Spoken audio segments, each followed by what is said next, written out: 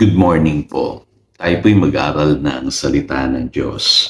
Matthew chapter 16, verse 24. Sinabi ni Jesus sa kanyang mga alagad, ang sino mang nagnanais sumunod sa akin ay kinakailangang itakwil niya ang kanyang sarili, pasanin ang kanyang krus, at sumunod sa akin. Ang buhay ng isang alagad. So sa ating pag-aaral this week, ng Divine Patterns for Living, ito po yung conclusion. Kailangan po tayong mga believers maging tunay na alagad. So ano ba ang katangian ng isang tunay na alagad? Unang-una po makikita ninyo sa Biblia, ang isang tunay na alagad ay estudyante ng salita ng Diyos. Sabi po sa John chapter 8 verse 31, "If you continue in my word, then you are truly my disciple." Bakit kailangang mag-aral pa tayo ng salita ng Diyos? Kasi sabi po sa Luke chapter 6 verses 39 to 40, maaari bang mag-akay ang isang bulag ng kapwa niya bulag? Pareho silang mahuhulog sa hukay kung ganun po ang mangyayari. Pero ang sabi ng Biblia, kung tayo po'y matuturo ang lubos, ang alagad ay makakatulad ng kanyang guro. So kailangan po meron talagang training. Kailangan po matuto tayo ng salita ng Diyos. Yung iba po, tinatawag nila yung sarili nilang disciple or leader or mentor, pero hindi pa po sapat yung alam nila o yung mga katotohanan na dapat nilang matutunan sa Biblia. Mag-iingat po tayo. Ang isang tunay na alagad, kailangan po skillful siya sa salita ng Diyos. Hindi yung nakatapos ka lang ng 10 lesson, sasabihin mo, ako'y isa ng totoong disciple. Hindi po. Disiplina pong kailangan. Daily po.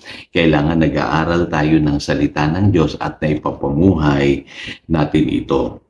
Pangalawa po, kailangan po tayo faithful and committed. Kailangan matyaga tayo, tapat. Kasi yan ang hamon eh.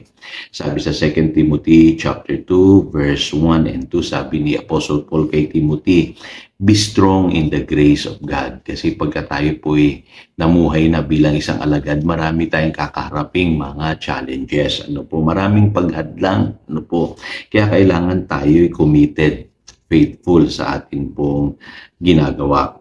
At ang sabi rito, entrust this to faithful people who will be able to teach others also. So kailangan makita sa atin yung loyalty, yung katyagaan, yung pagiging teachable, At hindi lamang yung present tayo sa church dahil may mga activities, may mga masasayang gawain. Kailangan po ay handa tayo talagang sumunod sa ating mga leaders at kakitaan tayo ng loyalty. Pangatlo po, kailangan po yung tinatawag na self-denial and sacrifice. At malinaw po doon sa binasa nating text kanina, kailangan itakwil natin yung ating sarili, pasanin yung ating krus, at sumunod sa Panginoong Hesukristo.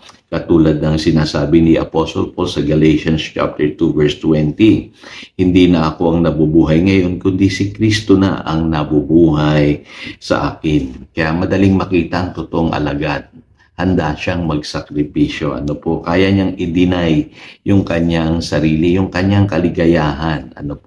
Pero yung mga hindi tunay na alagad, sila yung mga sanay sa sarangya ng buhay. At makikita nyo sa itsura pa lang, yung totoo pong alagad ay masakripisyo po yan. Handa niyang talikuran yung kanyang sarili.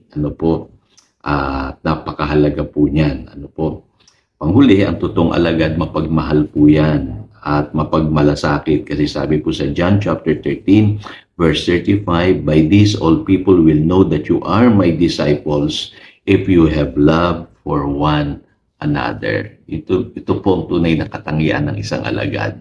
Mapagmahal siya sa kanyang kapwa, na willing siyang ialay yung kanyang sarili para sa kapakanan ng kanyang kapwa. Kaya hindi siya selfish sa kanyang oras, panahon, at maging sa kanyang resources. Gagawin niya ang lahat para ma-share ng mabuting balita yung mga nangangailangan. Matulungin din siya, tigit sa lahat, mapagmahal.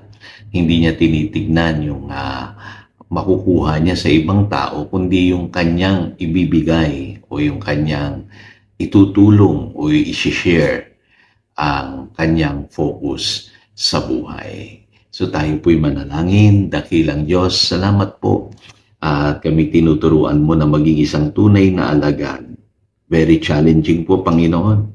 Pero hamunin mo kami na maging estudyante ng iyong salita, maging faithful, committed, and loyal sa iyo palagi. At higit sa lahat, ay handa kaming magsakripisyo at talikdan namin o itakwil namin yung aming pangsariling kapakanan o kasiyahan at matuto kaming magmahal, tumulong, umunawa, magbigay. Yung malasakit at pag-ibig ay makita sa amin bilang iyong mga alagad. Salamat po, Panginoon. Yan ang aming panalangin. In Jesus' name we pray. Amen. Again, ito si Pastor Jojo nagpapaalala upang daluyan tayo ng pagpapala, manatili tayo sa kanyang salita. Good morning.